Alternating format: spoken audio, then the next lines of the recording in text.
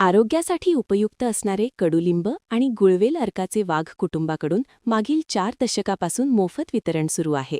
गुढीपाडव्यापासून सुरुवात करून 7 दिवस सकाळी 5 ते 7:30 पर्यंत सुटाळा खुर्द फाट्यावर पूर्ण कुटुंब सकाळी ये-जा करणाऱ्या लोकांना हा अर्क वितरित करीत असते.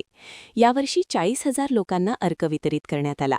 कडुलिंबाचा रस सेवन केल्याने शरीरातील अनेक दुर्धर व्याधी बऱ्या होतात, तर गुळवेलाच्या अर्काने शरीरातील इम्युनिटी पॉवर वाढते. अनेक आजारसुद्धा दुरुस्त होतात. या दोन्ही रसाचे 7 दिवस सेवन केल्याने अनेक लोकांना फायदा झालेला आहे.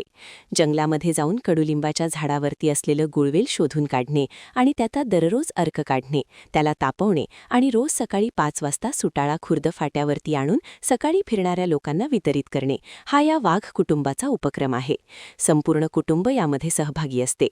यामध्ये शिवाजीराव वाघ आणि संजय वाघ हे दोघे बंधू आणि त्यांचा पूर्ण परिवार व त्यांचे आई-वडील हे दररोज सकाळी लोकांना गुळवेल आणि कडुलिंबाचा अर्क वितरित करीत असतात. या 7 दिवसामध्ये भरपूर लोक सकाळी 5 वाजता बाहेर निघतात आणि या अर्काचा फायदा घेतात. लोकांच्या आरोग्याविषयी घेतलेली वाघ कुटुंबाने काळजी याबद्दल सकाळी फिरणाऱ्या लोकांकडून दरवर्षी वाघ कुटुंबाचा सत्कार करण्यात येतो.